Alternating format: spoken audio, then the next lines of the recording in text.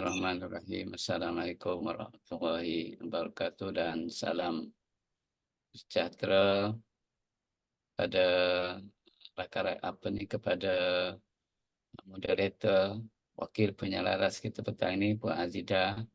Saya, Puan Ha, Azlida. Azlida. Puan Azlida daripada mana Saya dari SMK Tanah Merah Port Dickson. Okey, daripada SMK Tanah Merah. Ya. Okey. Masih merah tanah kat sana Okey, terima kasih banyak. Terima kasih kepada saudara Muhammad Izzuddin ya, yang menyediakan kemudahan platform kita pada petang ini, kepada Cikgu Tolasi Tolasi akan membentang pembentangan kita pada petang ini. Saya akan kongsikan slot ini masih lagi membincangkan tentang feedback ataupun maklum balas. Ini minggu yang ke-10 dan kita sudah masuk minggu ke-10. Saya membicarakan tentang feedback siri yang ke-32, sesi CDL and so on untuk Negeri Sembilan. Jadi saya mungkin di antara apa yang lama juga lah ya. Banyakkan aktiviti daripada Perkongsian yang lama berkaitan dengan feedback ini, maklum balas. Sebab maklum balas ni pada pendapat saya satu tool, satu instrumen, satu kaedah yang penting untuk memantapkan lagi peranan kita menyokong pembelajaran anak-anak, pembelajaran murid-murid kita dan juga melihat perkembangan mereka secara berterusan. Dia panggil bersifat continuous ataupun dalam istilah pedagoginya kita panggil dia sebagai formative. Formative feedback. Maksudnya maklum balas yang berterusan. Dan inilah sebenarnya salah satu instrumen yang sangat penting yang boleh memantapkan lagi peranan pentaksiran bilik darjah PBD. Ya, sebenarnya di antara perkara yang penting yang boleh kita manfaatkan daripada pelaksanaan PBD ialah untuk kita menggunakan maklum balas. Ya, dan kita tahu bahawa anak-anak dia perlukan kepada sokongan. Sebagaimana kita juga perlukan kepada sokongan. Sebab sama ada belajar ataupun mengajar, ianya adalah merupakan satu tugas yang kompleks.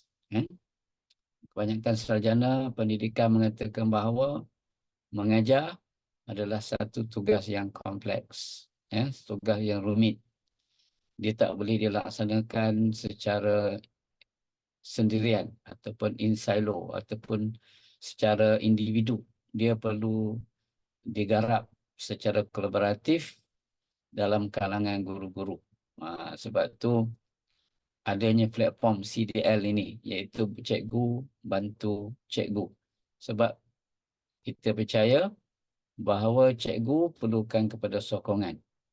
Dan sokongan yang paling, di antara sokongan yang paling baik, kalau mengikut seorang sarjana namanya Justin Rich. Justin Rich ni seorang pakar teknologi di Harvard University.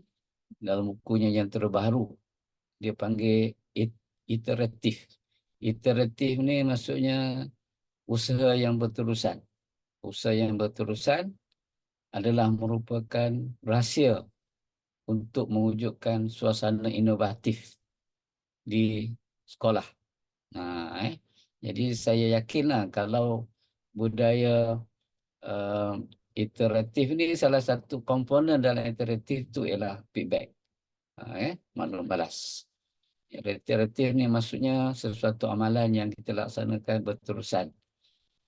Dan salah satu dalam buku dia, dia juga mengatakan bahawa salah satu pendekatan yang sangat berkesan untuk menyokong proses iteration itu ataupun iteratif itu ialah peer learning. Peer support and peer learning daripada rakan sejawat lah. Jadi saya ingat bila kita mengemukakan platform Cikgu Bantu Cikgu ini, ianya adalah satu platform yang sangat baik dan perlu dimanfaatkan sebaiknya. Jadi pada petang ini saya akan kongsikan pandangan salah seorang sarjana pendidikan yang nak katakan dia masih ada lagi, Dylan William, Profesor Dylan William. Dia ni adalah seorang profesor di London. Kalau tak silap saya, nama college-nya ialah University College London. University College London. Dia ni seorang profesor emeritus Professor of Educational Assessment. Kepakaran beliau ialah dalam bidang secara spesifiknya ialah classroom assessment ataupun formative assessment. Sebab tu bila berhadapan dengan isu pentaksiran bilik darjah diperkenalkan oleh kementerian, saya banyak merujuk kepada buku-buku dan juga pemikiran Profesor Dylan William ini. Seorang yang sangat mempunyai pemikiran yang sangat baik dan khususnya dalam bidang pentaksiran. Dan beliau berkongsikan tentang apakah rahsia untuk menyediakan satu maklum balas, untuk kita menggunakan maklum balas itu secara berkesan. Apakah rahsianya? Sebab bagi beliau, dia kata maklum balas hanya akan berjaya sekiranya murid menggunakan maklum balas itu untuk memperbaiki pembelajaran mereka. Kalau maklum balas itu tak digunakan oleh murid untuk memperbaiki pembelajaran mereka ataupun pencapaian mereka, maka maklum balas itu sebenarnya hanya dia kata nanti dalam ayat seterusnya dia kata sebagai macam membuang masa lah. Kita membuang masa dan tidak mempunyai impak kepada murid. Itu pengenalan dia lah. Jadi kalau cikgu berminat untuk membaca artikel ni, boleh ambil dia punya tajuk tu, The Secret of Effective Feedback, dalam jurnal Educational Leadership. Educational Leadership, cari jurnal Educational Leadership tu, volume yang ke-73, siri yang ke-7 yang bertajuk The Secret of Effective Feedback. Baik. Sebab tu dalam jurnal tersebut, beliau menjelaskan bahawa secara umum ataupun secara universal, bila digunakan universal itu maksudnya semua sekolah di seluruh dunia, di atas muka bumi inilah maksudnya, in the universe, universal, tidak begitu menghargai tentang kerumitan proses melaksanakan maklum balas. Dia kata maklum balas sesuatu yang very challenging, very complex. Walaupun dia kata secara rutin yang dilaksanakan oleh guru-guru ialah pertama cikgu akan melihat hasil kerja murid, kemudian dia akan mencatat ataupun memberi grade ataupun memberi komen. Maksudnya memberi maklum balas lah. Dan kemudian murid-murid akan melihat apa yang ditulis oleh guru. Perkara ni berlaku secara rutin, berterusan. Sehingga kan kadang kita lupa bahawa menyediakan maklum balas yang baik itu ada satu usaha yang mencabar. Yang rumit, yang kompleks. Baik. Proses yang nampaknya mudah untuk melihat hasil kerja murid itu, kemudian diberikan maklum balas. Sebenarnya mengikut Profesor Dylan William, dia adalah satu usaha yang sebenarnya sukar. Bukan sebagaimana yang dibayangkan oleh ramai orang, dianya perkara yang biasa sahaja.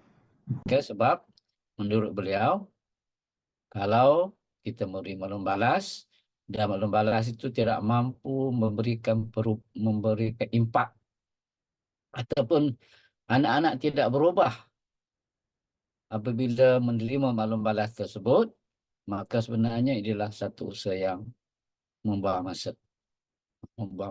Maksudnya tidak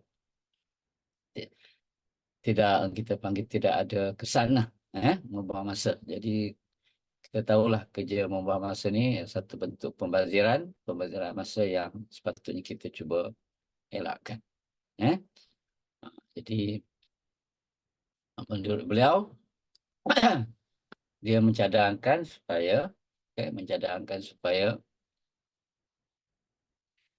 kita mesti mengetahui di mana anak-anak sedang berada. Kita ada beberapa soalan yang kita kena tanya diri kita sebagai seorang guru berkaitan dengan perkembangan pembelajaran mereka. Saya gunakan istilah perkembangan pembelajaran, the learning progression, sebab anak-anak ni dia belajar daripada satu tahap ke satu tahap ke satu tahap. Dia tidak berlaku tahap je rata je, tidak begitu. Dia tidak bentuk dalam bentuk perjalanan yang yang rata saja, tapi dia akan meningkat secara ada dia punya progression. Ada setengah sarjana menggunakan istilah pertumbuhan, growth, the student growth. Tapi dalam konteks ini saya lebih cenderung menggunakan istilah the learning progression. Sebab tu kalau kita tengok dalam kita punya kurikulum pun, sebenarnya kurikulum itu disusun mengikut perkembangan. Sebab tu ada tahap penguasaan yang berbeza-beza daripada TP1 sehinggalah kepada TP6. Maknanya apa? Maknanya perkembangan pembelajaran anak-anak itu begitu. Dia tak terus sampai pergi ke TP6. Dia akan melalui proses begitu. Jadi peranan maklum balas itu adalah untuk menggerakkan pembelajaran anak-anak ke hadapan so that they can move forward in their learning progression. Learning progression. Cuma salah satu perkara yang kalau baca buku Dylan William ini ataupun kita dengar dia punya talk, dia akan banyak kali dia akan mengulang apa yang pernah diungkapkan oleh David Ausubel. Diungkapkan seawal tahun 1968. Mungkin ada di antara kita yang belum lahir lagi kan. Mungkin ada di antara guru-guru yang mengikuti sesi ini belum lahir lagi. Kata-kata tu diungkapkan oleh David Ausubel, Dr. David Ausubel, yang mengatakan bahawa dia ayat dia panjang, tapi saya petik dia punya kata-kata yang ringkas. Kalau diminta dia untuk merumuskan apakah satu faktor yang akan mempengaruhi pembelajaran anak-anak. Banyak faktor yang mempengaruhi pembelajaran anak-anak ini. Cuma orang tanya dia, cuba profesor nyatakan satu faktor yang paling penting. Maka beliau mengatakan bahawa the most important single factor influencing learning is what the learner already know. Apa yang anak-anak itu telah tahu. Sebab di situlah kita punya titik mula proses pembelajaran. Kita pembelajaran itu perlu bermula daripada daripada apa yang anak-anak itu tahu. Kan? Masalahnya ialah kalau kita ada 40 orang murid di dalam belajar, semuanya mempunyai pengetahuan sedia ada. Kita biasa gunakan istilah pengetahuan sedia ada ni. Ya? Tak sama. Tak sama antara satu sama lain. Jadi kalau mengikut apa tu David Ausubel, seorang teori pendidikan pembelajaran, teori pembelajaran mengatakan bahawa dia kata what the learner already knows, satu, apa yang anak-anak tu dah tahu, pastikan perkara tersebut dan mulakan pengajaran. Okay, dia kata ascertain this and teach accordingly. Maksudnya proses pembelajaran perlu bermula daripada apa yang anak-anak itu tahu. Ini banyak kali saya mengungkapkan dalam sesi-sesi interaksi saya dengan rakan-rakan guru. Okay? Itu poin yang pertama. Okay, yang pentinglah. Jadi macam mana kita nak tahu apa yang anak-anak itu tahu? Ini saya telah bincangkan dalam sesi sebelum ni, the checking of understanding. Macam mana kita nak menyemak kepahaman anak-anak. Maksudnya apa yang dia tahu itu apa yang dia faham. How to check the understanding. Ini kalau nak tahu lebih apa tu, cuba semak perkongsian saya yang lebih awal. Saya dah bincangkan tentang understanding checking tu. Okay, how to check the student understanding. Baik, itu yang poin yang pertama. Poin yang kedua, dia sebenarnya ada 5 poin. Kalau sempat saya sambung lah minggu depan dengan sedikit buat pertambahan lain sikit. Yang kedua ialah dia kata, bila kita merancang tugasan, tugasan ni perlu dirancang dengan teliti kan. Pastikan kita mengambil kira dari aspek pemikiran. Kita pastikan tugasan yang kita kemukakan itu dalam bentuk aktiviti, dalam bentuk projek ke, dan apa juga bentuk tugasan yang akan dilalui oleh anak-anak, pastikan dia melibatkan pemikiran. Melibatkan pemikiran, mencerdaskan pemikiran mereka. Maksudnya melibatkan thinking. Saya pernah kongsikan dulu, saya kata memory is the residue of thinking. Okay. Ingatan itu maksud benda yang dipelajari itu akan disimpan dalam ingatan. Ingatan itu adalah merupakan ini kita penghasil, ataupun kalau bahasa Inggeris, bahasa Melayu yang dalam translate kita kata sisa lah, ataupun hasil daripada pemikiran.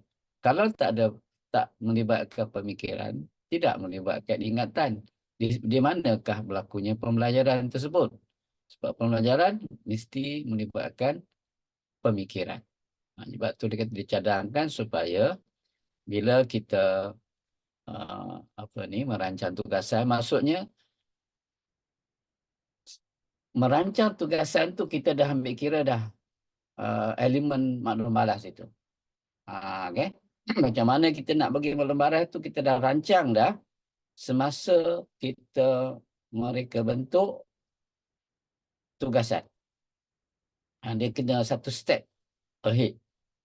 Maksudnya kita rancang, maksudnya seolah-olah kita juga merancang maklum balas itu semasa kita merancang tugasan. Sebab tu dalam dalam ayat yang digunakan tu, kita ingin tahu sama ada murid boleh melakukan satu perkara, tetapi macam mana kita dapat menentukan perkara tersebut. Okey, kadang-kadang yang kita dapat tu hanya peringkat permukaan saja, on the surface. Kalau kita nak tahu lebih lanjut, dia bergantung kepada tugasan yang kita rancang. tugasan itulah yang akan dapat memberikan maklumat berkaitan dengan apa yang anak-anak itu tahu, mungkin lebih baik lagi apa yang dia telah faham. Saya bagi satu contoh. Contoh ni pun saya petik daripada apa ni, artikel Profesor Dylan William ini. Cuba tengok soalan dia. Ini contoh tugasan lah. Salah satu bentuk sukatan itu adalah bentuk soalan. Tapi soalan ini dirancang dengan teliti. Cuba kita tengok tentang mencari purata. What can you say about the means of the following sets of numbers? Nak cari purata bagi dua set. Set A dan set B. Saya bagi cikgu-cikgu apa sikit. Fikir sikit. Okay. Siapa nak jawab, boleh jawab lah. Jawab dalam chat pun tak apa. Cuma yang bagusnya soalan ini sebenarnya dia nak tengok apa. Sama ada anak-anak betul-betul faham tak apakah dia purata. Okay? Faham ataupun tidak apakah dia purata. It's a very good set of question. Satu yang dapat menentukan dia faham ataupun tidak apa yang konsep purata itu. Okay? Sebab kita tahu bahawa kalau mengikut apa tu, kebanyakan orang dia akan cenderung untuk memilih C. Dia kata it depends whether you choose to count the zero. Tapi bagi anak-anak yang faham apakah dia purata, dia tak akan jawab C. Dia akan jawab B. Tadi yang bagus. Dia tak akan jawab C. Dia akan jawab B. Sebab itulah jawapannya betul. Sebab purata adalah bilangan jumlah semua set number itu kemudian dibahagikan dengan dia punya bilangan. Macam set A itu ada 5. Perlu dibahagi dengan jumlah nombor 2 campur 5 campur 12 campur 7. Walaupun kosong tu sebenarnya kalau tak campur pun jumlah tak berubah apa-apa. Tapi bilangan kosong tu salah satu bilangan. Perlu dibahagikan dengan 5. Okey? Sudah tentulah tak sama nilainya apabila 2 campur 5 campur 12 campur 7 dibagikan dengan 4. Sebab ada 4 set saja. 4 apa saja? 4 bilangan nombor. Jadi bagi anak-anak yang di situ kita nampak tahap penguasaan, tahap kepahaman anak-anak tentang konsep kita panggil purata tadi. Menarik kan? Jadi dengan masa dah sampai masa juga lebih sikit ni. Sangat seperti setakat ini dulu. InsyaAllah pada minggu hadapan kita mungkin ada lagi beberapa contoh yang menarik yang cikgu boleh manfaatkan nanti. Dan kita boleh gunakan benda ini dalam proses pengajaran dan pembelajaran kita. Ya? Jadi bagus kita renung, kita fikirkan balik. Adakah maklum balas yang masalah ni kita buat tak buat maklum balas tu satu hal lah. Tapi kalau kita buat, adakah maklum balas kita tu mampu merubah proses pembelajaran ataupun dapat membantu perkembangan pembelajaran anak-anak. Kalau tidak, jadi kita kena semak balik apa yang telah dicadangkan oleh sebelum ni. Saya kongsikan pendapat daripada Profesor Dr. Susan Brohat. Minggu ni saya mula dengan dah mengemukakan idea daripada Profesor Dylan William. Okay. Jadi sangat setakat itu dulu. Terima kasih di atas kehadiran dan perhatian yang diberikan oleh tuan-tuan dan puan-puan sekalian. Assalamualaikum warahmatullahi wabarakatuh.